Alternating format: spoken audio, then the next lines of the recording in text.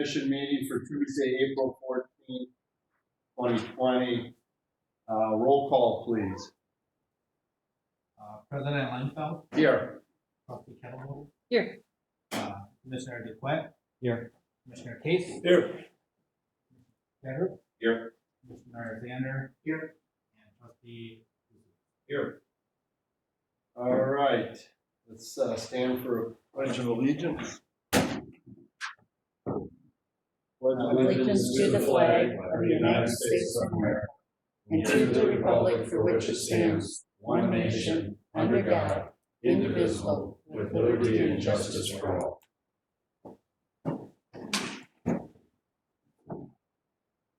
All right. Public comment. This is an opportunity for anyone to address the Plan Commission on any issue not on the current agenda. Please observe the time limit of 3 minutes. While the Plan Commission encourages from residents, it may not discuss or act on any issue that is not duly noted on the agenda. Can we still on here? Can you grab my phone, please? It's on the counter. All right. Okay, so we have a public comment section open. I just want to again note that everyone on the list here participating by telecom is unmuted at this point. Opportunity for public comment. All right. Hearing nothing, we'll go to general business. Approval of the minutes from the Plan Commission meeting held March 2nd, 2020. Do I have a motion? So moved. Do I have a second? Second. I have a motion and a second to approve the minutes of the Plan Commission from March 2nd. All in favor, say aye. Aye. All opposed, same. So moved. Motion carries. All right. Number 2, public hearing for a petition for a conditional use permit to redevelop the facility located at 1805 Bergen Road, Cross Plains, Wisconsin, for multi-tenant commercial use. Do I have a motion to open a public hearing? So I'll second it. All right. I have a motion and a second to open up a public hearing. Any discussion?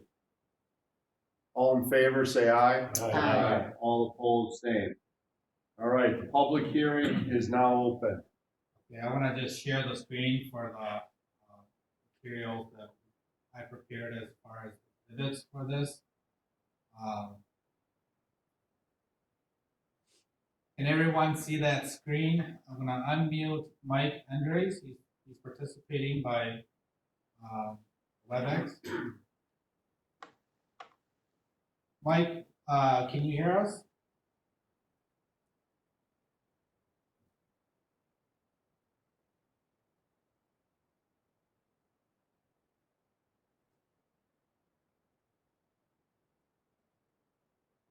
Can anyone else hear us?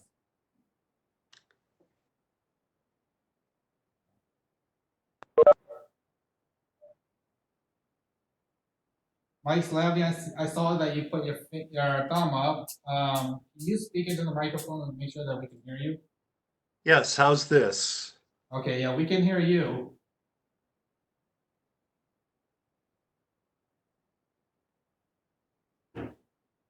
This is Brian at Town and Country. I can hear everyone, but I cannot hear Mike Andrews. This is Jerry Gray, same here. Okay. Mike Andres, we are having an issue hearing you. I do have you unmuted. So there might be something wrong with your mic. It sounds like we can hear everyone else. With that being said, I can jump into the. Why don't you do it or have him call your I cell was going phone? to say that or put him on speaker. You want his number? 608 513 7730. Oh, it's calling us. Put him on. Hey, Mike. Good. We can't hear you. Oh, can you hear us? There's gonna be Yeah, a I don't pause. know what's wrong with my microphone. Okay. Why don't we just keep him on the phone, go ahead with the presentation, and so he can hear what There's Bill's gonna be an saying. echo because of. Okay, so, Mike Enders is purchasing the property at, 1805 Bourbon Road, which currently, exists, as a daycare facility, daycare. And what he is proposing, as you can see on the screen, is a multi-tenant, commercial building. He intends to, utilize a section of the top floor for his offices and then rent out, to one or two other tenants, not known at this time. And then I believe, he's currently, in discussion with a daycare provider to provide daycare service on the lower level. Now, there is some question in regards to the timing of all of this. And Mike, you can help answer that question. As to when this would go into effect. I know that you are still, you have not closed on the property yet and still going through some, the process of acquiring the property. We have Mike Slavny, the village planner on the line here. Mike and I review the code and there are some recommendations as far as conditional use permit, primarily concerning parking spaces, general use of it, the multi-tenant and how it's situated on the property.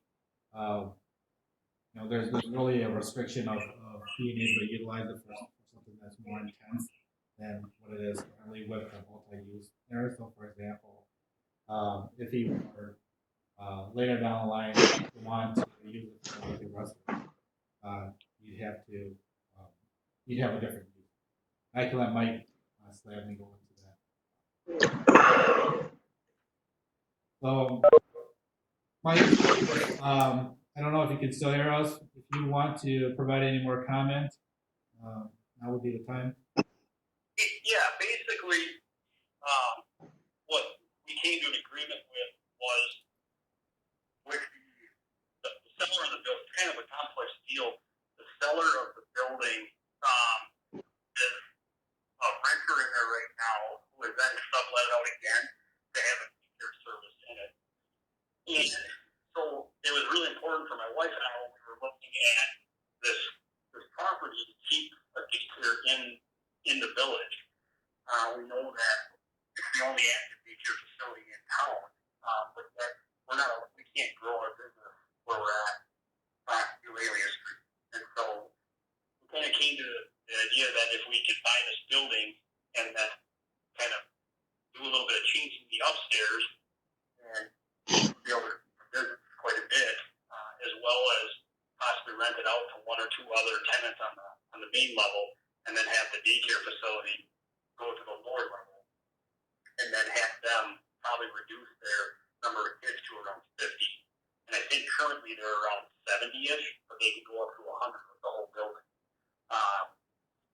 The lady that's leasing the building right now has agreed that she is going to move forward with us as long as we get the conditional use permit to keep the daycare in town for hopefully a very long time. And on the for the next year, we would look to have her take over the whole building from June 1st of 2020 to June 1st of 2021.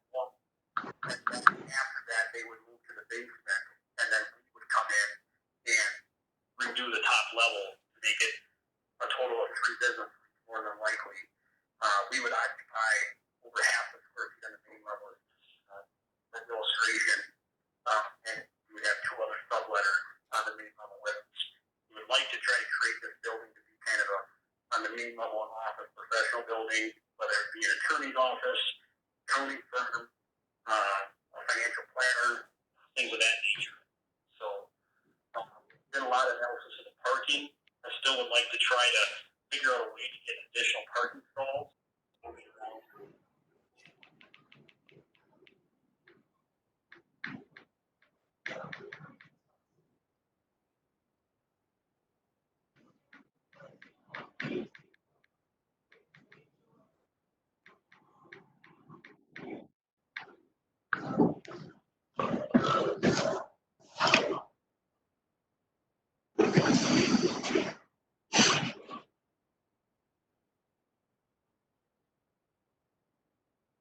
to keep renters and just have a good looking professional appearance. Obviously, have to redo the original siding eventually would get redone, and we'd like to put up some kind of a nice brick veneer front on that. So that is kind of the overall plans. But in order for us to purchase the building, we have to get the conditional use permits. Otherwise, we will not be purchasing the building. Our closing date is June 1st of this year. No. No. Okay, thank you, Mike. Mike Slavny and Jerry Gray and Brian Berquist, I have you all unmuted. Are there any concerns or additions that you want to add to the discussion here? From a public facility standpoint, I don't see any issues with his game plan. And from a parking standpoint, Bill, have we listed office, professional, and personal service, and even retail? All of those uses have the same kind of parking requirement per square foot. So those uses might change in and out over the years. And my recommendation would be, if the commission does want to recommend approval of the conditional use permit, we should allow those uses as well as the daycare center. Yes, I'm not.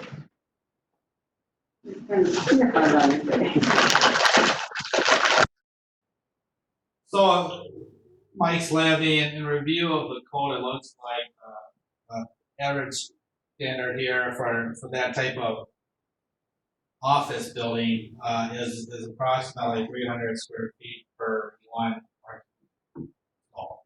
That's correct. Okay.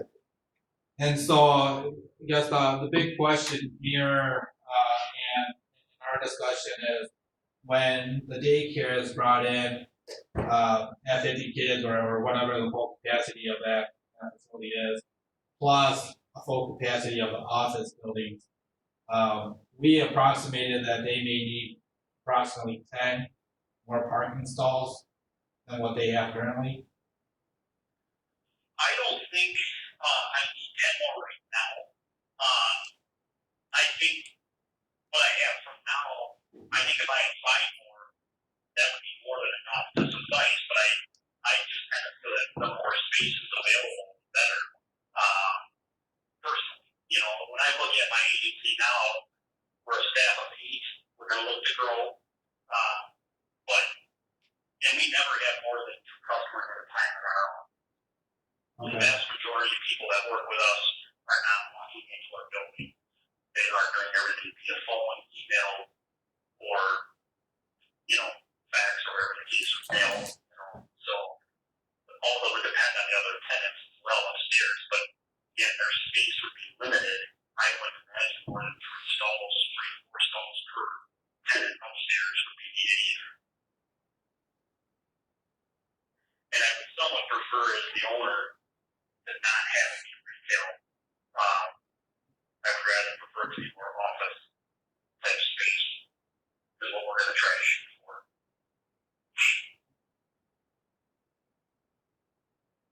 With the daycare, we're very passionate with 2 kids. One being because under 3 and 1. If we lost our daycare, that would be very detrimental to us. And so we've been very persistent moving forward. Our original offer to the current owner of the building was that the current tenants had to stay on as a renter, and they would not negotiate it. I understand that's kind of a hard contingency to build into a deal because they don't know what they want to do. But we did not want to come into the community and buy a building and force the daycare out of the village. That just is bad business on our part. We want to do everything we could to let that option still be on the table. So that's why I'm kind of comfortable at this point asking for this within my conditional use, not just the whole building, to have that within it. Mike Slavny, how would we Because the use of the building, the office portion of the building won't be for another year. It'll remain daycare for now. How would we build that into the conditional use permit approval at this point? Well, recent changes to Wisconsin law allow the village to put a sunset clause on the approval of the conditional use as a whole or any part of it. So we could say that before the daycare center would expand beyond its original approval, there needed to be a staff analysis of the parking supply versus the parking demand and the number of teacher parking spaces that were needed at the daycare center. And that would be a way to get out of the blocks right now and to make sure as the use mix evolved there, that we didn't have parking overflowing onto the street. I guess I got a procedural question. What does it, if we give someone a conditional use permit, is there a time limit on when they have to accomplish it? I guess I'm not, it's either, I thought you give them the conditional use and then they have that option to do it. I didn't know there was an expiration date on these. So to me, we approve it, and if it takes a year for them to put the office in, I'm not really sure why that matters on the timing of it, unless it expires after a certain amount of time. Yeah, and also there's currently a conditional use permit on the property now to use it as a daycare. Well, what I'm worried about it, and again, Mike may be able to answer this, but if we have two approved conditional use permits on. Well, my understanding, you can only have one. Yeah, correct. So this one would say daycare plus office spaces. I mean, as long as I just don't know if there's an expiration. Is the big question really about parking? More so than the use? Because the use seems, like I agree with Jay, the use is fine. So really the question is parking a year from now, or a year from June. And because parking is fine the way it is if it's all daycare. Parking is fine if it's half business. Where parking may not be fine is if it's half business and then half daycare. Right? Yes. So I guess it's about the parking issue. And can we solve, assuming we want to, can we solve the parking issue today, or do we kick it off for another year? Yeah, see, that's what I would think you would do the conditional use permit with the understanding, and I guess there needs to be whatever the ordinance is for parking. It sounds like they need 18 spots to meet code. If I'm hearing there's 13 there and they'd like to do 5 more, that would be 18. I think there's 21. There's 21 now. Oh, there's 21 now. Yeah, and I think we said you needed 10, or was it 10 more? They're like, I'm. Well, 10 more, 5 if we do them, but 10 would let it go. Okay, what does ordinance require? What would, One for every square what is that number? Yeah. square footage. Well, right now, the amount of parking stalls they have currently is sufficient for. Okay, efficient, but they must have surplus.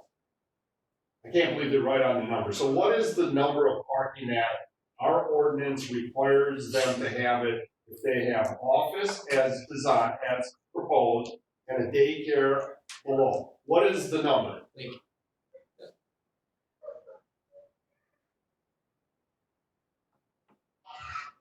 Is it one for every 300 Yes. Yeah. square feet? Yes, that's what they're saying. It's 39. Well, you got the basement floor at 65. They're both. Yeah, you got 2 floors at 65-25. It's 13,000. So the first floor is 21 spaces.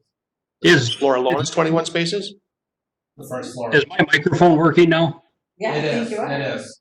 Okay, so I'm going to hang up my phone call. Thank goodness. One thing I want to point out with the lower level is there's a lot of unfinished space down there.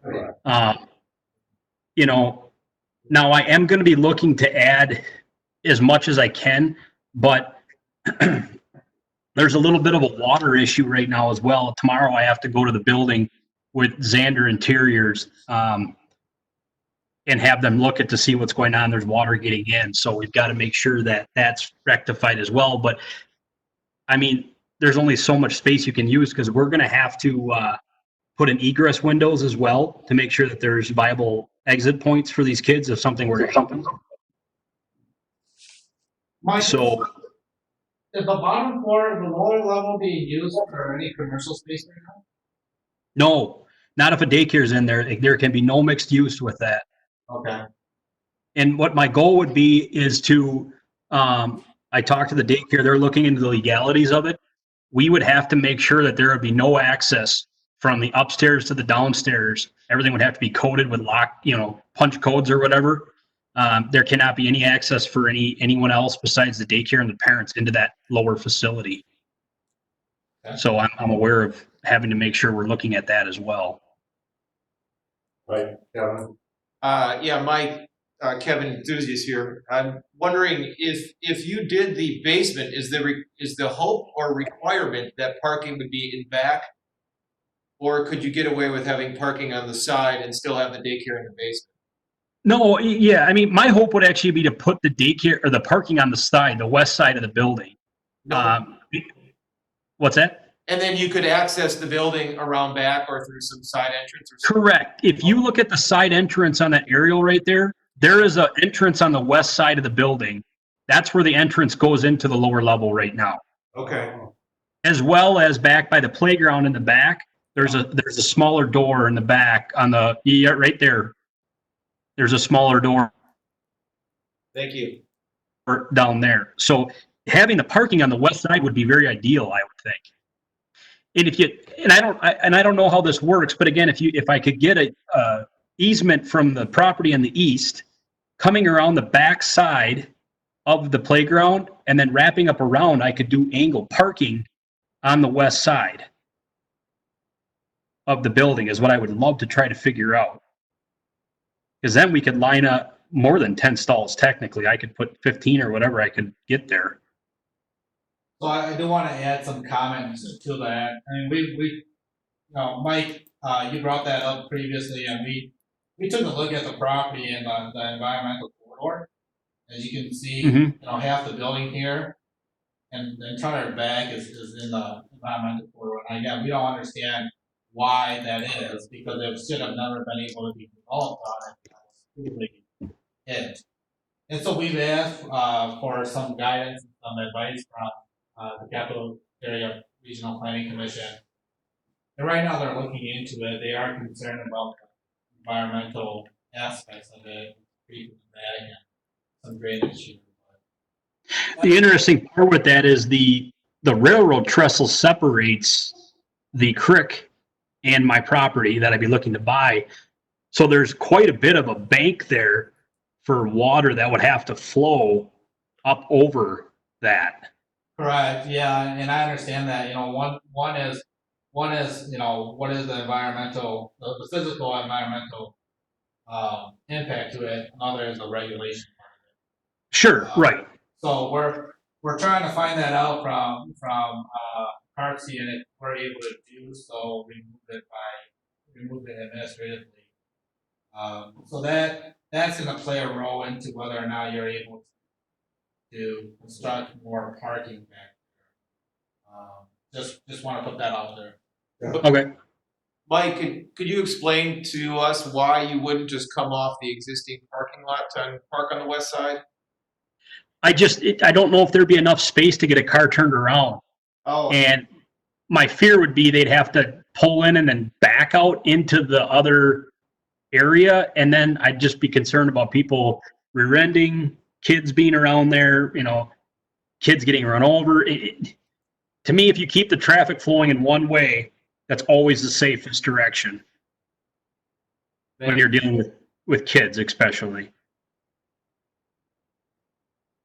I understand your guys' stance on, we got to keep it within the realm of what's allowed as well, but that's why I feel strongly about if we could come around the backside with a one-way, kind of like the buildings to the east to me, how they've done that, and then they come back out. So kind of to wrap us up here, I mean, I think that Mike Slavny's recommendation on allowing additional use for both office and daycare, the reassessment, when in a year's time when they do this office there, in regards to the parking, because that'll give us some time to see if we can amend that, environmental code so that potentially we could add parking in the back or along the side. One other thing that Mike Slavny had recommended or suggested was that, could there potentially be an agreement between this building and the building to the east? So I think that will buy us some time to explore that and still meet Mike Andrus's timeline to get that commission. Judy? Is that Northwest Eighth, right? Oh, that's Russell. All right, I mean, is there any other public that wants to speak at the public hearing? Actual discussion. Can I just ask a question? So after a year, if they buy this place and then you say, no, we can't have parking, what's that? Well, I would, Conditional use. I would think the effect would be they would be able to have a daycare downstairs. If no one's allowed to do, if we can't solve the parking, because if I'm hearing right, the parking is really for the first floor. Right. So that, The current parking is 21 spaces for the 6,500. But we do have the right that we don't have, I mean, that's our guidance, and that is whatever, but we still have the right that we don't have to have one for every 300 if we feel like we don't need it. But would that make him change his mind if we don't? Well, that's in the zoning code. One for every 300. Right, but we have in the past. well, you get a variance, but Right. but he's doing a business, and if you don't have enough parking to run your business, I don't know if that's I'm just telling you. well, I'm just saying, I mean, that would be more up, I don't think we should be making the business decision. Well, we can't be really making any decisions on cars. Oh, exactly, I mean, well, he can go with the same with the 21, I mean, Right. I mean, right now, we can't do any building in environmental corridor, but we've been successful in moving that under administrative in the past. I don't know how that happened. Well, that's just one of the lines that we all. Well, we can't tell Mike that he can go ahead and have the daycare and the business in there tonight without, guaranteed. He's gonna be taking a risk that a year from now, potentially the parking can't be accommodated. And then he's gonna have to change his plan and not use both floors. And it's not just me making a big decision on a purchase of a building. It's the person who's going to run the daycare has to buy all the equipment and everything. And that person that wants to sell all that wants that transaction to happen around the same time that we would buy this building. So there's multiple businesses that are going to be affected by what we can get approved. But it sounds to me by what CARPC is saying, with the CARPC rules, we could not sit here tonight and say, yeah, for sure you can get 43 parking spots or whatever you need. Sure, I understand. When would we know about that corridor? I mean, we continue to prod them to provide us with some comment. I mean, if they come back and they say that it's a environmental concern, there's still a way to amend that corridor, but it does get tougher. It's basically the same process that we're going through for urban service area. I don't want to put a timeline on that. Because technically, my contingencies and my offers I have pretty much to the last week, which is running out obviously, but we have till the end of May to come up with a conditional use permit. So that's just why I was asking about that corridor. Well, I don't think that's going to affect conditional use. I think we can move forward today on this. The problem would be is if your business plan, you need to have that parking on the west side, that is something that can't be guaranteed because of the different obstacles that we need to work through. Mike Slavy has his hand up. Go ahead, Mike. I think Jay just put his finger on it. We can grant the conditional use permit for the current amount of parking spaces. And Mike, do you have an estimate of how many employees are going to be on the first floor of the building?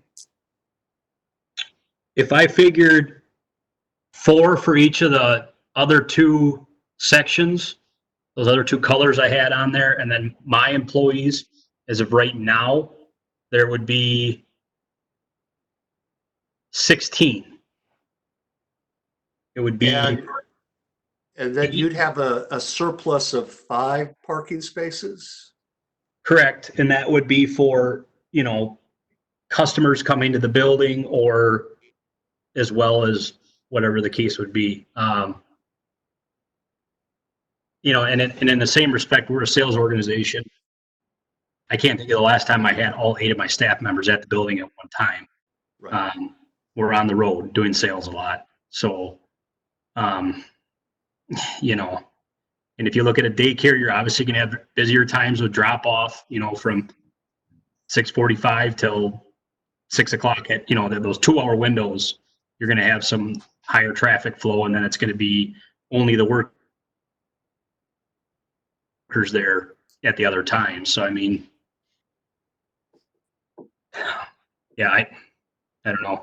My other question would be is if we can't do, a daycare facility in the basement, would there ever be an option to do rent out to like a yoga studio or something of that, karate studio, something of that nature? A lot of that would be after business hours that would run, and then you're not competing for the parking spaces at the same time. That would be a very common approach, and our code allows us through the conditional use process that you would need for the karate studio or yoga studio. We can allow you to double count a certain percentage of the spaces if you truly have uses that have complementary hours. I think that's a really good plan. In many cases, the hours are almost completely complementary. Right. Unless your business stays open on a Saturday, for example. I hope not. Yeah. Yeah. Yeah, I mean, at the end of the day, we're going to try to keep. I understand you guys can only approve the conditional use as the building sits with the current amount of parking spaces. I'll be taking a risk on my end on the daycare. I'll have to try to work with the village as well as the neighboring, places to see what we can do about additional parking or that corridor plan to try to get something put in place. Because it is important to me that they're there, or at least they have the opportunity to be there. Right, any other comments? Otherwise, I could have a motion to close the public hearing. Do I have a second? I'll second. Any discussion? All in favor, say aye. Aye. All right. Discussion and possible action regarding the conditional use permit application to allow the multi-tenant commercial units at 105 Urban Road, Cross Plains, Wisconsin. Do I have a motion? I'll make the motion to approve the conditional use permit with the recommendations of the village staff that were listed on, I don't know what page it was.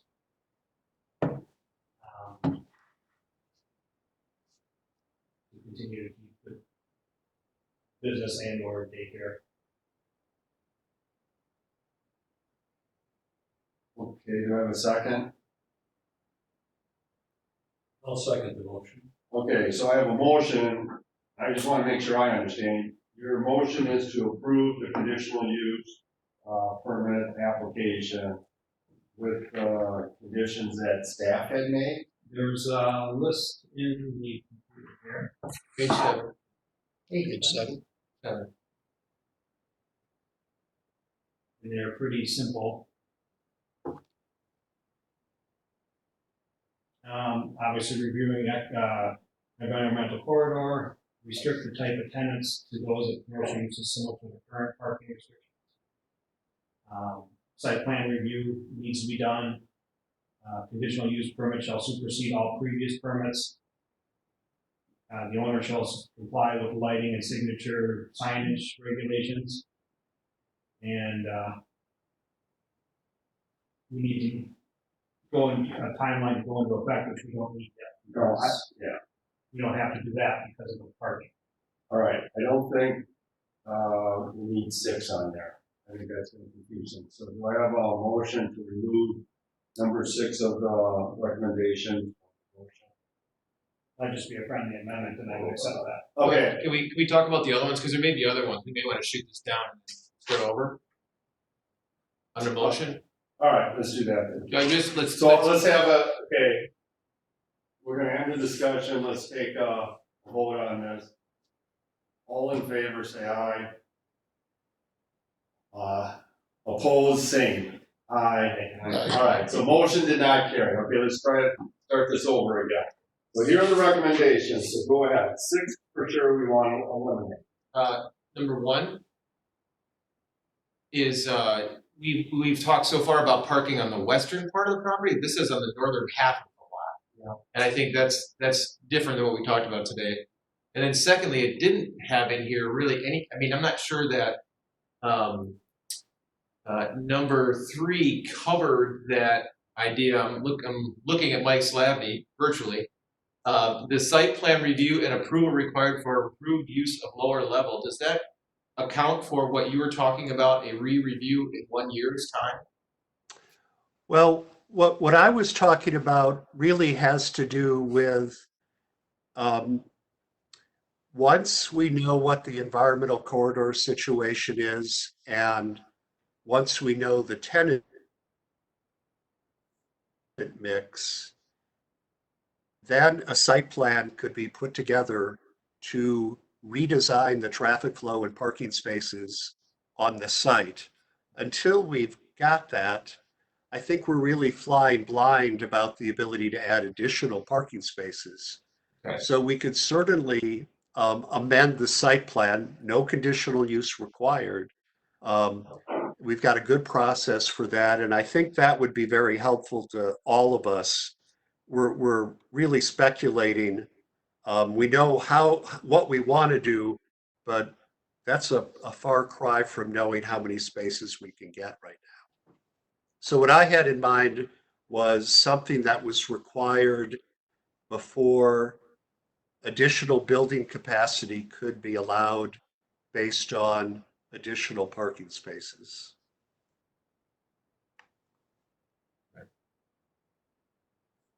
So that's sort of, in my head, that's combining points 1 and 3, Mike? Yeah. Sure, I can make a motion to handle that. Well, hang on. Don't make any motion. Yeah.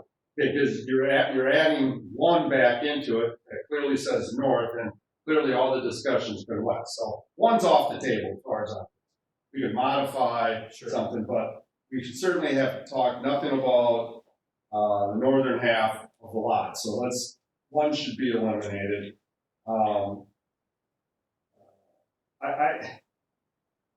I guess I have some conflict on trying to narrow down an owner's building his choices on what to do on the floor of his building. I think what he's asking for is conditional use right now to change in 1 year the top floor from daycare to office. And I think that's what we should be focusing on, because that certainly, if I'm hearing the discussion, number 2 would fit right in with that, because there's enough spots for that. We're basically saying similar tenants, so the numbers don't change. So we're pretty good on that. I do believe, I think it's gonna be naturally, he's going to have to come back to us with a plan for the bottom floor, no matter what. Either because of parking or because of, conditional use or zoning, whatever it'll be, because right now you can't do it. You talk about having to put windows in and stuff like that. So I think we should try not to predict what's gonna happen in 2 years.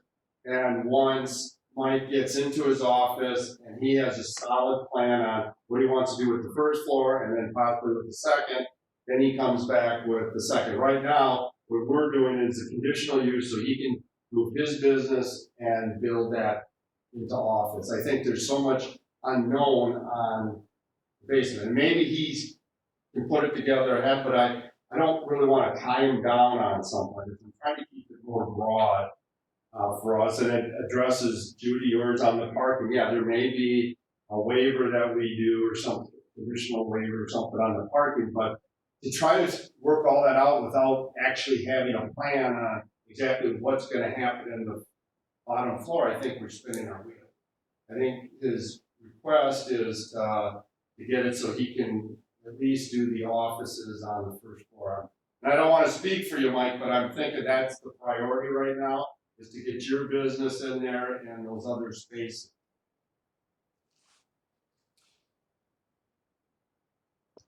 Go ahead, Yeah. Dennis. Yes, that's correct. I mean, I'd love for a future plan to be approved, but I understand it can't happen for the basement. So at this point, but yes, the main purpose tonight is to get approval for, in the future, move my business there and have possibly 2 more, suites in there as well. So really though, sorry. Go ahead, Kevin. Today, our approval, the special, or the conditional use permit we're approving tonight, if we can do it, is for daycare for 1 more year in the whole building, and then the switch over to office. Because right now there's a conditional use permit for daycare. Correct. So we're not changing that permit. What we're trying to do is approve something for a year from now. So he's comfortable acquiring the property. Correct. Right, but I think here's where we're getting, I think the legal problem, and why we have to combine them is I don't think we can have 2 conditional use permits for the same building. I think what we have to do is kind of merge them. So we're merging that it can stay a daycare, and then it merges over June 1st in 2021 to the office. That's how I'm understanding this. We can't say that it's a conditional use permit where it can be either an office or a daycare. I think you can. So then why do we have to put a date on it? Oh, no, I'm not saying that. What I'm saying is, we can't just, we have to include the daycare. All right, because he wants to keep it that way for a year. So yeah, the conditional can be for both, that's what I'm saying. We can't just do one. And they would just both be for the same level. They're both, Right. because they're using it for the first floor right now and they would switch over. And then if they wanted to add the basement into the future, you would have to come back at that time and you know, have approved plans to do so. Right. Eric, you want to say? And they have to approve the parking and, like you said, Right. windows See, in the basement, all that. And that's kind of how I'm looking at it. I think there's such an unknown. But if it can be pulled together in 3 weeks, that would be great. Mm-hmm. You know, but right now there just seems to be a lot of unknowns. So it'd be hard for us to try to word that. So I think we should just keep it for the main purpose on what he's trying. Daycare and then office. And that includes points 2, 3, 4, and 5 on page 7. I think it does. Can you bring up those points that you guys are talking? I can't see those. 2 for sure. Can you state what they are? I was hoping that Bill could bring them up there so Mike could see them. Yeah, I think he's. Page 7. It is. Yeah, it is quite a ways. Oh, he's looking at it. We can read them. They're not that difficult. You're looking at 2, 3, 4, and 5, right? Yep. All right. It's restrict the type of tenants for offices to those commercial uses similar to the current parking restriction, which is 1 parking stall per 300 square feet. So it's the businesses you've talked about fall into that type of commercial use, so you're good on that. That was number 2, we have eliminated 1. Number 3 is site plan review and approval required for improved use of lower level. So that would be, once you know what you want to do at the lower level, you come back to us, because you're gonna have to, if you want to add parking and that kind of stuff, then, and have a site plan for it. Number 4 is this conditional use permits shall supersede any previous permits. So, we've already talked about that. It's basically replacing the one, combining the 2. And then owner shall comply with lighting and signage regulation for bringing to compliance. What is the number 5? Is there an issue right now with that? No, there is not, that's just it's in the site plan regulation language, and so we just wanted to mention that. If you are going to change your sign, at a later point, we just wanna make sure that is properly permitted, then, fix any lighting issues. We don't know of any of it.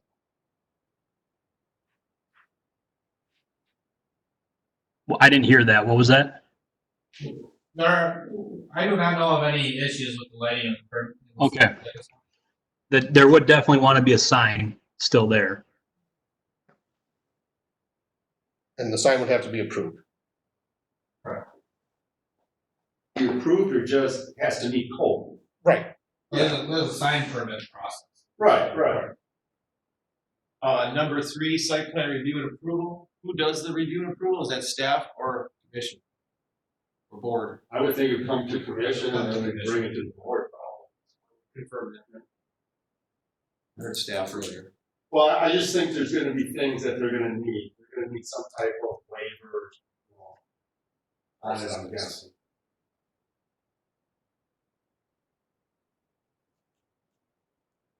All right. I'd be willing to make a motion. All right, Kevin, give it a shot. I'd be willing to make a motion. I motion that we approve a conditional use permit for Endress that would allow, or that, I'm sorry, we'll approve the motion for Mike Endress' request, provided he meets points 2, 3, 4, and 5 of the staff recommendations on page 7 of the pack. Okay, before anybody seconds it, can you make sure you put in there that it's a conditional use permit that we're voting on? Yes, I believe I said that, but I will make sure that, yes. I just heard request. We approve the conditional use permit per Mike Endress's request. Provided he meets terms in 2, 3, 4, and 5 of the staff recommendations. Thank you. Do I have a second? I'll second it. All right. Any discussion? I have a motion and a second. Any discussion? All in favor, say aye. Aye. Same. I What's that? No, I see. Oh, you're abstaining? Okay. All right. It's going on to the board. Thank you, Mike. All right. Thank you, guys. All right, do I have a motion to open up a public hearing for a petition to rezone the property at 1909 Main Street from Main Street mixed use to planned development? Do I have a second? I'll second. Any discussion? All in favor, say aye. Aye. All opposed, say. All right, we're in a public hearing. Is there anybody that'd like to speak on this?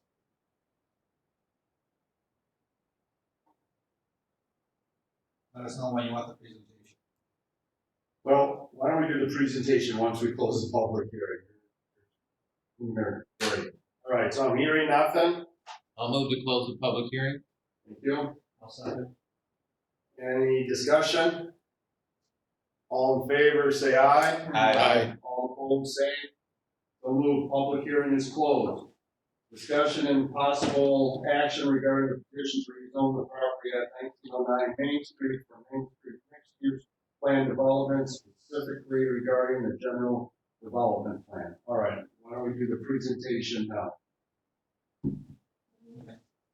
Katie, Thanks for having me. My name's Katie Hill. I think we went over most of the information last plan commission meeting. We didn't have any suggestions to change. So I guess I would open it up to any questions. We did add fencing,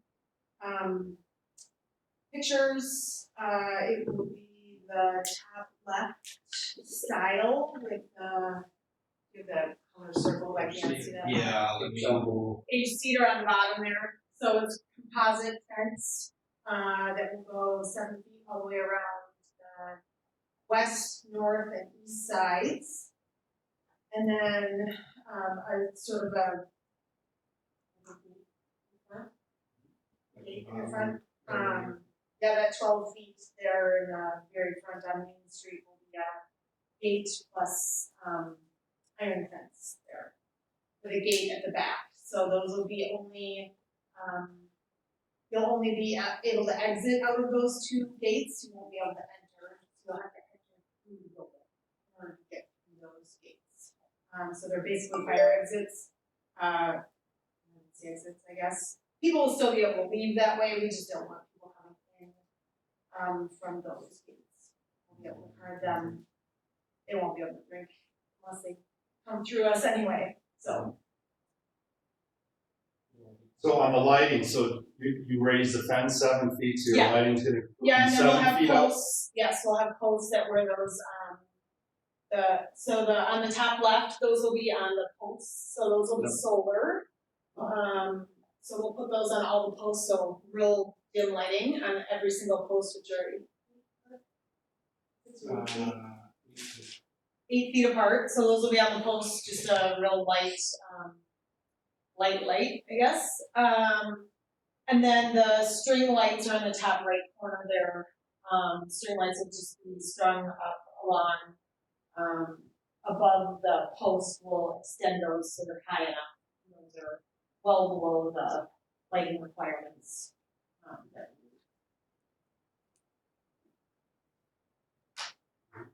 Does anybody have any questions? I just have one question. Mike, are you still on, Slim? Yes, I am. There's an ordinance about fence height. Would that apply in this case? It does apply. A planned development allows the village and the applicant to agree to a change in zoning requirements. And we discussed a taller fence than 6 feet with the applicant. And my recollection is the neighbors wanted the 6-foot height. Is that correct? Oh, Did you say sorry, seven? I was No, just they're corrected. 6 They're feet. 6 feet. They're not. Oh, they are, okay. I I you raised it a stand- foot for the lights. I stand corrected. Okay, she corrected her numbers. Now she's back in regular ordinance. Yes. Kevin? Stamped concrete and grass still? I'm sorry, we are doing all concrete. So that picture should have been updated, but it will be all concrete. Any comments from the neighbors on the proposal? I mean, as not as far as I know. As Bill? opposed Yeah. to, I mean, we have talked to the neighbors. Is that what you're asking? Yeah. Yeah, we have talked to both the neighbors, So, as far as we know. as a part of this process, and general involvement plan, I should mention, we did send public notice, put it in the newspaper, this one for 2 weeks. And then we also sent letters to all joint property owners. And I have not received any response from anyone. That can address our comments. Okay. And we've also had personal comments. Great. All right, are there any other questions? Are there any comments from Mike or Jerry or anybody that's out there in cyber world? Any, So Jerry, Brian, Mike, you are unmuted at this point. No comments from engineering. no, for me.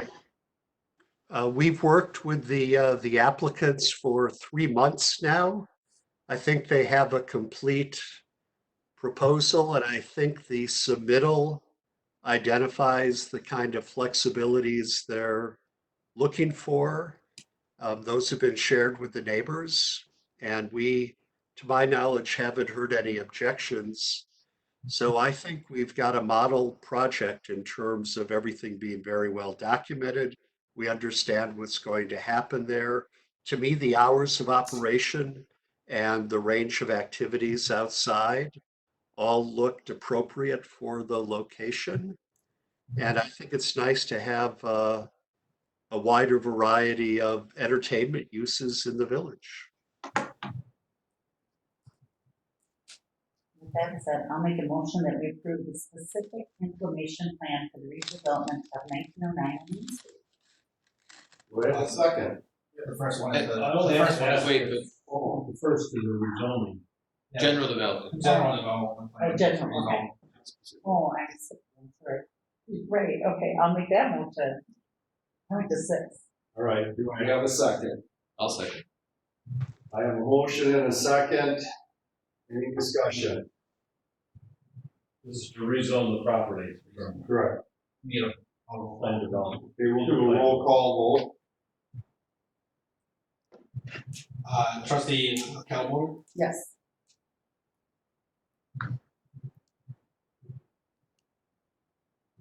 Commissioner DeQuinn, Yes. Commissioner Case, Yes. Commissioner Penrose, Yes. Commissioner Zander, Yes. trustee Lucius, Yes. President Lee. yes. Motion carries. All right. Number 6, discussion and possible action regarding the specific implementation plan for the redevelopment of 1909. We have a motion.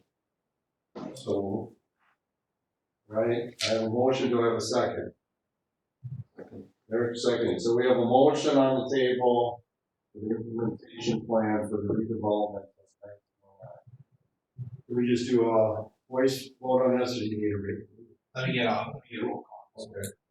Roll call vote. Trustee Calhoun, Yes. Commissioner DeQuinn, Yes. Commissioner Case, Yes. Commissioner Penrose, Yes. Commissioner Zander, Yes. trustee Lucius. Yes. President Lee. Yes. Motion's carries. Thank you. Thank you. Good luck. Looking Yeah, forward thank to it. you. Hopefully you'll be It's able gonna be probably sooner than later. Yeah. Well, we're close. It's easy to do this.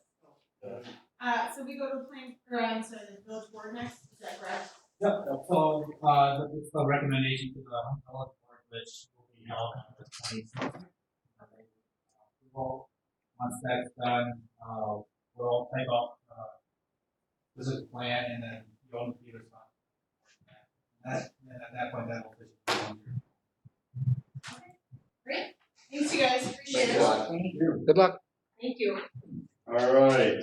Number 7, review and possible action regarding the division of Lot 1 CSM number 5574, located in the southeast quarter of the northeast quarter of the northeast quarter, section 3, town 07 north, range, thank you, 07 E, Village of Cross Plains, Dane, otherwise 2305 Church Street. We had to say the whole thing because it's a separate plot. Oh, yeah, I know. So Keith and Luke immediately are here with us. They purchased a lot, and are proposing to subdivide the lot by certified survey. This is the preliminary map. I reviewed it, I sent it to, Brian, to Paul, our village attorney, Jerry Gray, local facilities director, for review.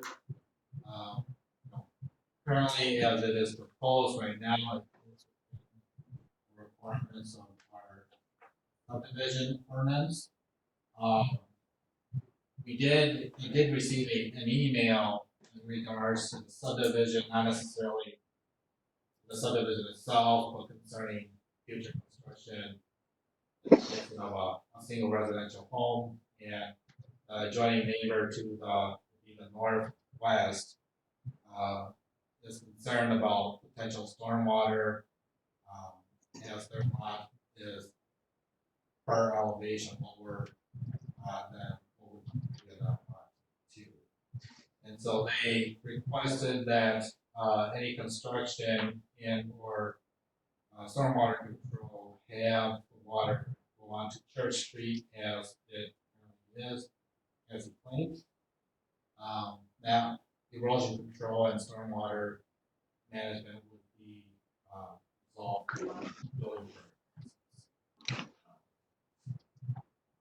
Brian, Jerry, Mike Slavny, you guys are all unmuted at this point. Is there anything that you want to add? You were breaking up just a little. This is Brian at Town and Country. My only comments were that the property is only served by one sewer and one water lateral. Those were installed back in 2018 as part of the County P project. And we would recommend that additional sewer and water laterals be constructed that will require pavement patch in a fairly young roadway, but there's really no other good way to serve the property except for its own sewer and water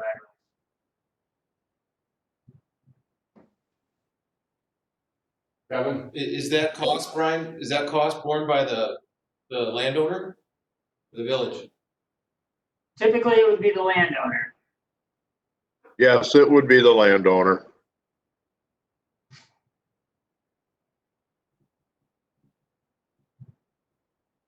Rudy? Can you give me a visual where this is? I can't either. Here's the Google Maps view. It's coming out of the by what was right? Coming up out of the hill straight ahead, up out of the Doppler Yeah, development. across the street from So coming out by Subway or Subway was right, coming out that road, straight ahead to the right Close to slightly. Culver's. That corner there? Yeah, to the right. It's down from the church, right? No. A couple houses, but yeah, there's. Oh, Bill, I have it up on GIS. I can show everybody. Can I share it? Yeah, go ahead. Will Vernus. Yeah, maybe you'll be from town, gee. And it's the Vernus. Okay, I got it. Some culverts right here. Yes. Oh, So would the driveway then go right okay, onto okay, Church I Street there? Is that where you're looking? Yeah. Yeah. So that was that old stone house then? That old stone house? It's right next to it. Right next to it, okay. okay.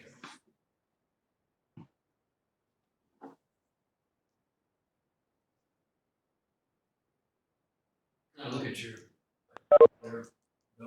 Yeah, I'm trying to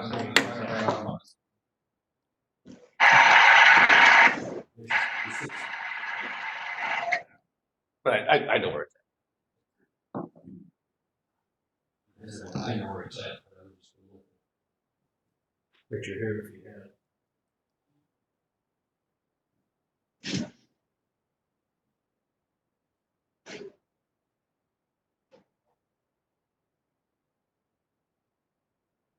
Any other questions?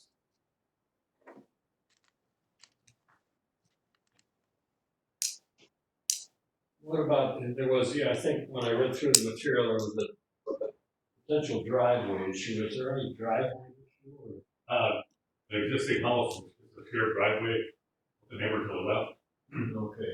I talked to her, and they're thinking about getting ready to sell, who eventually here. She thought it would be good, be good you know, for her to have a shared driveway agreement, if she wanted to sell her house, you know, it only makes sense for both of us to have one. I don't think that's a problem, she's all for it. But the new house would have to share? No, The current one has it, right? Correct. So this is just for the new house, and the new house would have its own driveway going to the garage. Yes, sir. Yeah.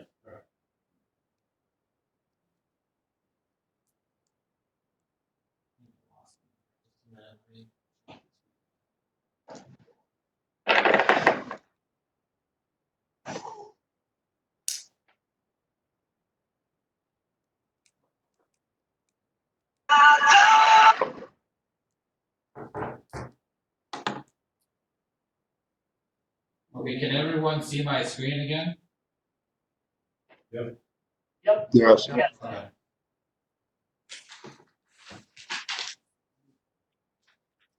All right, does anybody, so do I have a motion? Make a motion to approve the subdivision, the division subdivision request of lot CSM 5574 at 2305 Church Street. All right, I have a motion and a second, any discussion? All right. Let's do a roll call Trustee Kettleboard, Yes. Commissioner DeQuinn, Yes. Commissioner Case. Yep. Commissioner Hedrick, Yes. Commissioner Xander, Yes. Trustee Jesus, Yes. President Lincoln. vote. Yes. Thank you very much. Matt, Thank you. somewhere in that's both board, which will be the 27th, and Thank you. Thank you. All right. Number 8, discussion and possible action regarding the concept plan revision preliminary plot for street crossing at St. Francis residential subdivision. I don't remember approving a preliminary plat at all. So there has not been an approval of the preliminary plot concept. Yep. At this point, if you remember at the last meeting, on the agenda was to consider and approve the plan development section of this. So, that's one thing that we'll discuss tonight too. And that it is the hope of the developer to bring all the preliminary the plan forward as part of the same process where at that meeting, I think there was some discussion about traffic patterns and conducting a traffic study, but there was not actually a motion that was made on the. I believe Ron Foss, the development engineer, will provide an update on that traffic study. So there should be some consideration in regards to the plan development section that again, is this section right here. The second item here for consideration is that we've been through this process and with the villages, village also thinking about a flood mitigation project. We thought it may be best to include this section of the Xander property as part of this preliminary plot. Again, this is a conceptual at the conceptual stage. Right now, we are negotiating this as part of this development, and we have two ways of moving forward on this. One, potentially requiring it through the dedication. You can do so before we submit an application.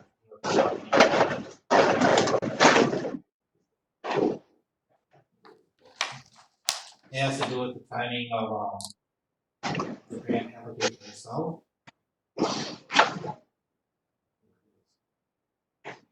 And then, or if the plotting process, through the plotting process, the preliminary plot and the final plot is approved before the deadline to sign on the grant agreement, then we're suggesting that this be dedicated as part of that process. So we have two routes kind of planned out right now, but what I wanted to do was reflect this section of property as land over to the village as part of this. And it would be then considered as the conservation and parkland dedication, or if we want to meet those criteria, that criteria.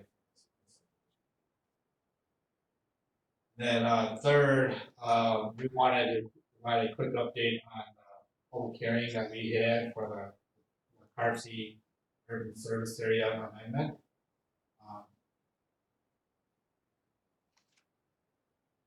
So that, which was held on April 9th.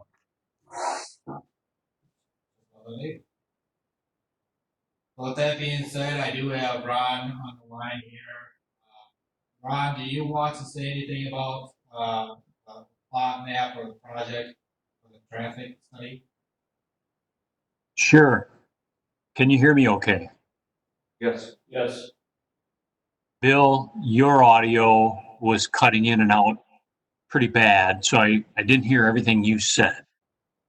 Okay. But so I may repeat some of it. I did hear you say that we intend to add the 14 acres to the preliminary plat, the 14 acres that are on the east side of P that the village would like to acquire for stormwater mitigation. Right there.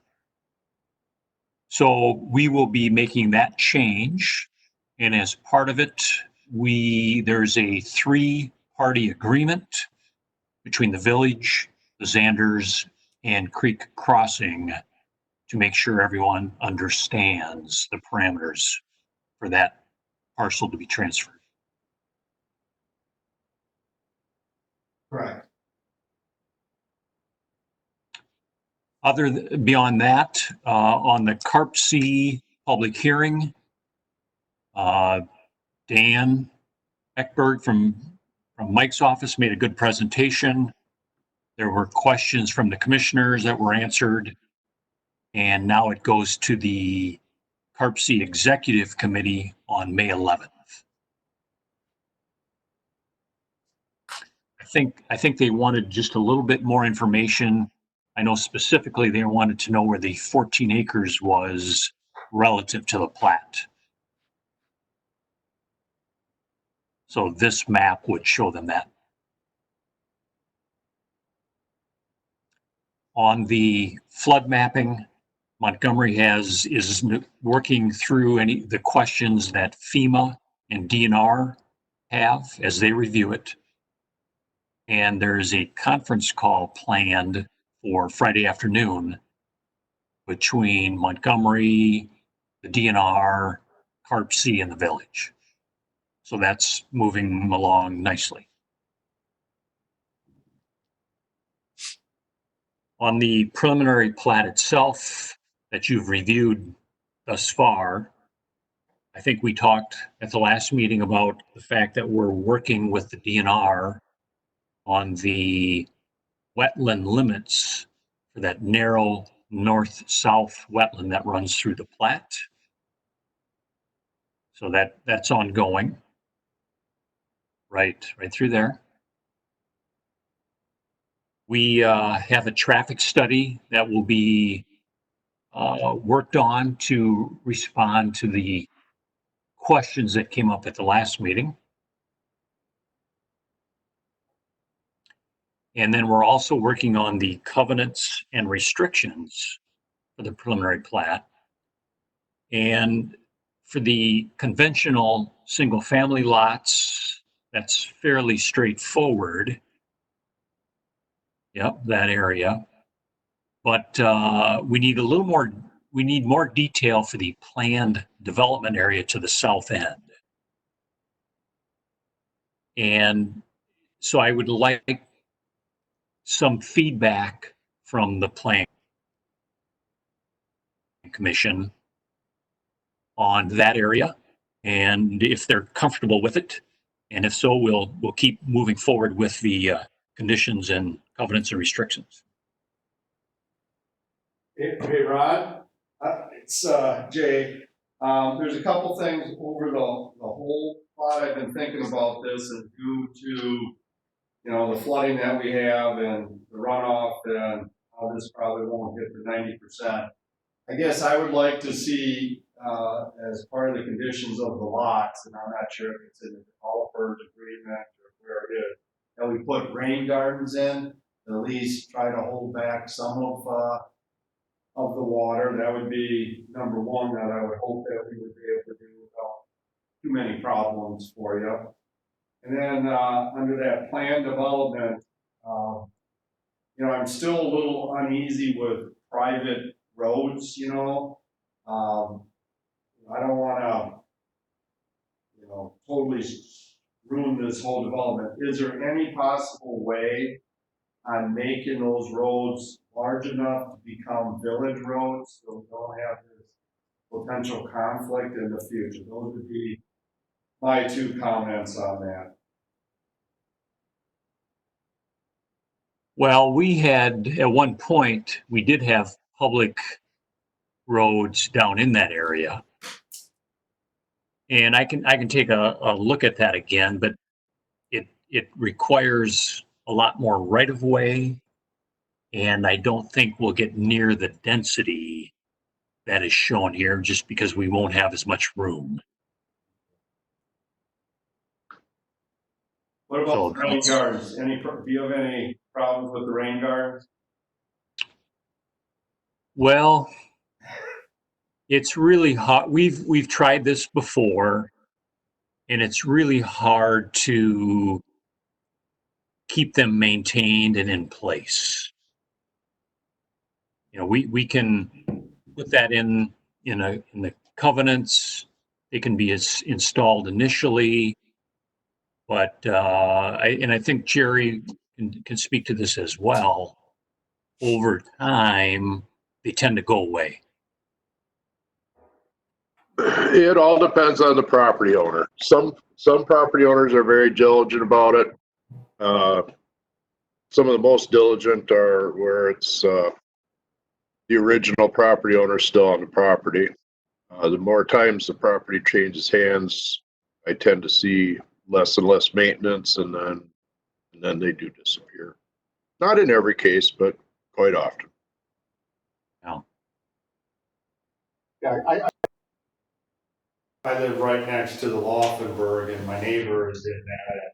I have to say, at least from my standpoint, on Creekside Way and even St. Francis, it seems like those rain gardens are still in pretty good shape. I guess I can't speak farther down than that, but at least what I can see from my house, it seems. I just think, even if they disappear in 10 years, I think just having that, I think is important, to me, because that's the number one question I'm getting is how is that going to affect people downstream? And I can tell you, if we're not going to make that 90%, that's just going to raise things up. And I don't know what kind of percentage you get. I don't know if it's 1 or 2% if people have rain gardens that you can calculate. I don't know that answer, but I do think it's at least an effort that, to me, I think we need to at least seriously consider, try to help out people downstream from there. But Yeah, I understand what. Go ahead, Ron. Understand what you're saying. Yeah, I understand what you're saying, Jay. The infiltration component is an effort to recharge groundwater. The downstream owners only notice runoff in big events, and in those events, the infiltration components are not actually working. But there's still the public perception and the ordinance. So, but what I'd rather do is look at potentially other methods. For instance, we're going to have a channel on the south side of Stone Valley Road. I'd like to see that channel go to the long grasses and forbs and flowers, and we could get, I think, a lot of infiltration there in that corridor. And we'll explore the other measures as well. I just the rain garden things we have not had good luck with. I just get frustrated walking the village and seeing all the people's drain pipe hopping right out onto the curb line. You know, I mean, you can walk there and, I mean, it's not even going on grass. It's going right from the roof into the curb line and down into the cricks and stuff. And I don't know, I just that's a personal problem that I think. I think we should at least make an effort to keep the water on ground instead of directly from your roof into the street. Well, that is a really good point. Disconnecting impervious areas is a huge factor, and that is in the deed restrictions that downspouts have to go to lawn areas. Great. Brian, I have Todd and Kevin. But now if we go to widening the streets and less density private section, that would mitigate a lot of water also, because you'd have less density. You'd have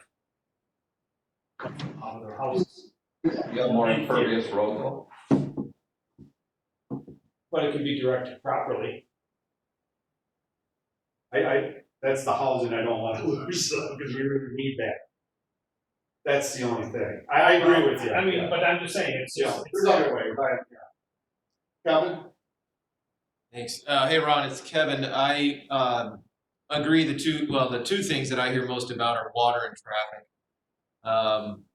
Since we're talking about water now, I'm glad that I heard your covenants for directing impervious surface to lawns was in the restrictions. That's great.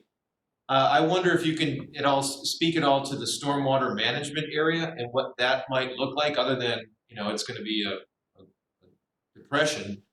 There are ways to make those more able to absorb more water, infiltrate more water, aren't there? Well, that will be a wet pond. Yeah. And for sediment reduction.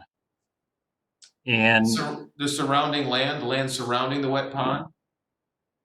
Well, that'll mainly be embankment, but that will also be planted to natural grasses. So that helps to some degree. Okay. The biggest issue with this plat is it's very shallow to groundwater. So as soon as you try and do a slight depression and any engineered soil, you're already in the groundwater. So to try and supplement that and recharge it is it's difficult. Well, then that goes to my next question, and Ron might not be the right person, might be Brian or Mike. The land across the street to the east of P, the 14 acres, whatever can be done there, how much effect will that have on water, the bigger picture of water running downstream here? Brian Bergquist has his hand up. Hi, Brian. Hello, everyone. To answer your question, the most recent one, that will have quite a bit of impact, because what you'd be doing is detaining water that otherwise just falls on the ground and rolls down the stream.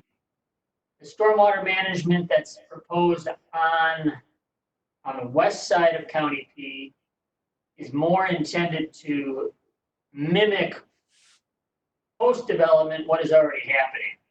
So the stormwater ponds and the infiltration areas and the stormwater swales, all of that done on the west side of P is specifically to try and mimic what's already there today. Whereas on the east side of P, you'd be able to see benefits above and beyond what's happening today. It's quite a bit better, get a lot of more improvement, whereas the stuff on the west side is simply maintaining status quo. I guess to follow up on that, just to complete the loop here, well, again, the point I'm making is the development is required to what, for 90% infiltration rate? And 90% infiltration and mimic pre-development flow rates. Okay. 100 years.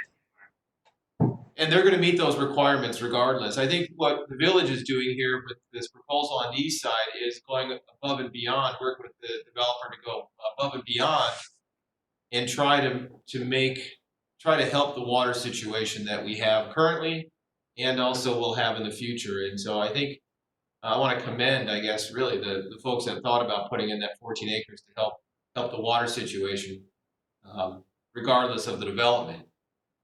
But in the negotiations for the development, bringing it into the village was pretty wily, and I think it's going to have a great impact, at least according to what Brian just said. Right. Correct me, I don't think they're gonna hit the 90%. That's what I've been hearing from day one. That's why I was. And what happens when they don't hit 90%? You're gonna have to. Ron, this is Bill. Can you hear me? Yes. Can you expand on that? The question in regards to hitting that 90% infiltration and whether or not a variance would be needed. Bill, you really cut out at the end. Could you just repeat that for me? He's asking about the 90% and if you're going to need a variance, is it gonna require a variance in the future? Well, I would say there is a pretty good chance we would. The county rules, countywide rules for stormwater do allow for exceptions where it is very shallow to groundwater or very shallow to bedrock. In either case, they don't necessarily want you infiltrating a lot of water because there's not enough filtering medium. We have not run all the numbers yet, so we'll do that, and we'll make a great effort to get there. But there are provisions to let you have an exception to that where need be. Okay, thank you. I think Ron, I think the addition to the land to the east is a terrific addition to the preliminary plat. And good.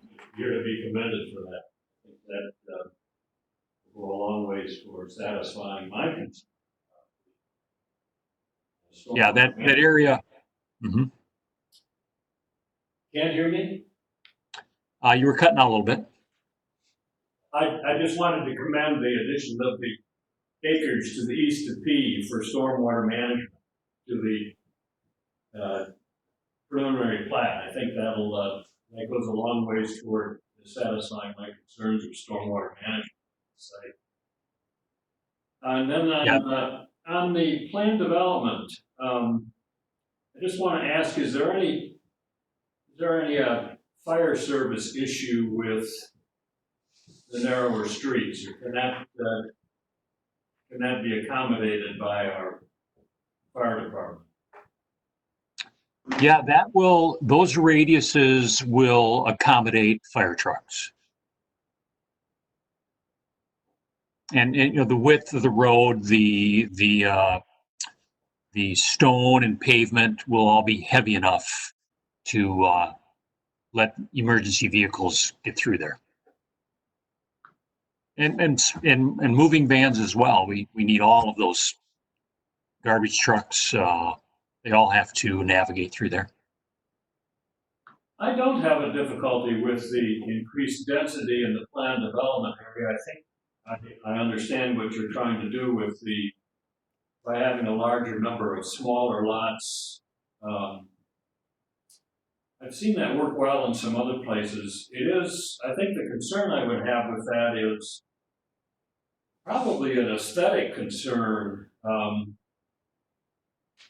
Closely spaced, zero lot line lots, I think puts kind of an emphasis on what is this actually going to look like.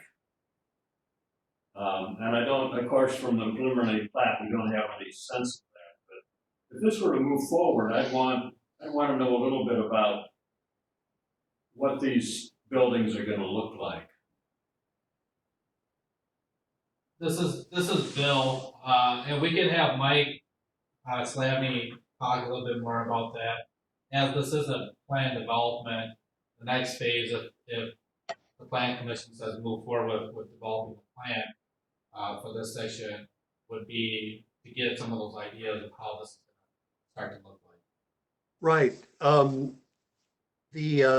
The key is that the SIP phase will identify the architectural design and requirements for all of the buildings in the planned development area. One common requirement that in my experience, people seem to really like the look of the buildings after they're done is to require that the garage door take up no more than 50% of the building width along the street frontage. And every instance that I've reviewed where that requirement has been put in place in the SIP, the public as well as buyers and residents seem to feel that although the buildings are closer together, it doesn't look like it's just a wall of garage doors. That you can see that it's a garage attached to a house rather than houses attached to garages. And if you were to ask me what is the simplest and most straightforward requirement, that would be one that I would suggest be examined. Is it possible when the SIP comes in? A second concern, which would be more in the single family parts of the PUD, would be a requirement to prohibit monotony. And typically what that means is the first house goes in, the houses on either side of it and the house across the street can't be the same exact house.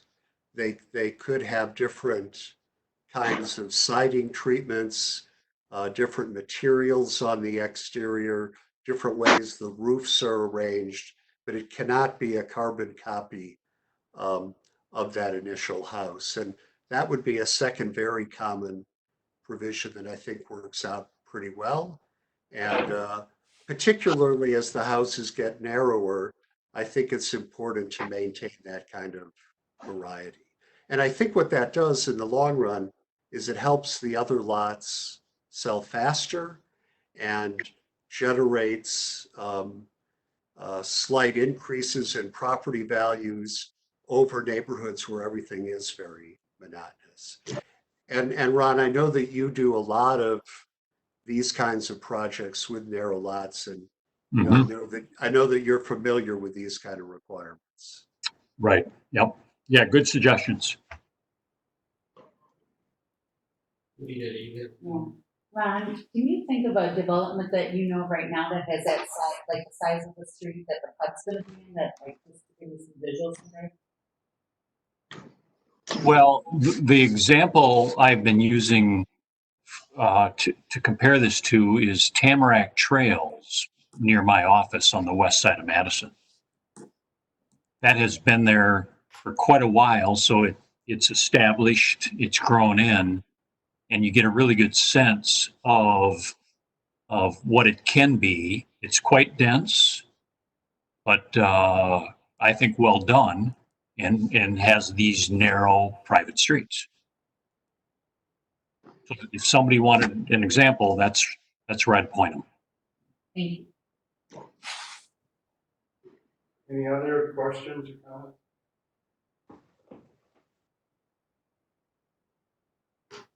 So Ron, what are you looking for tonight?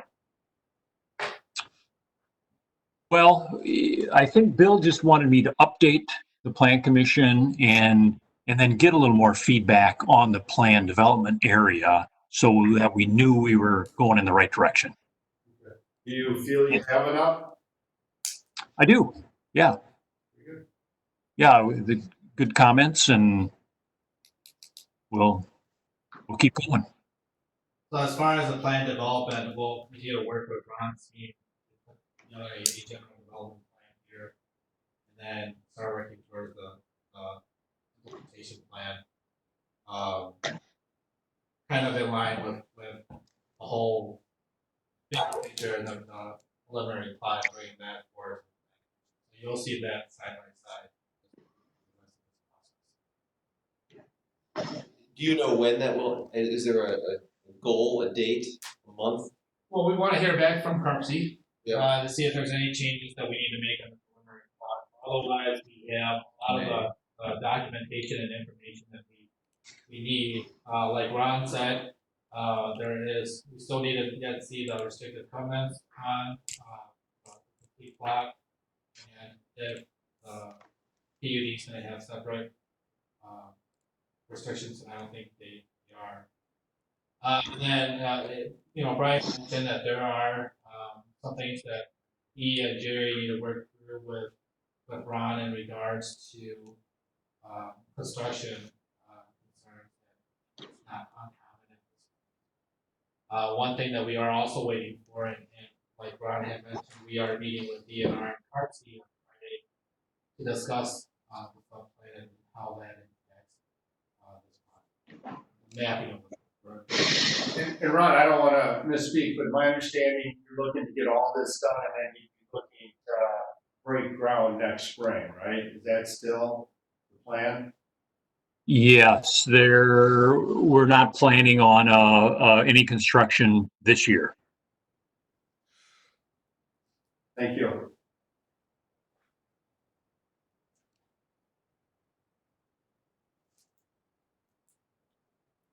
All right, so I guess that was just informational item. Okay. Well, thank you. I guess we're motion to adjourn. Do I have a second? Second. All in favor, say aye. Aye. And for everyone that is on the line, if you could please email me and provide some feedback on how the experience was for this meeting, I appreciate that. This is a method that we are trying. Keep improving it. Thank you all and have a good night. Kevin, Good night. question for you. Congratulations on your election. Thank you. Yes. And gave me that email on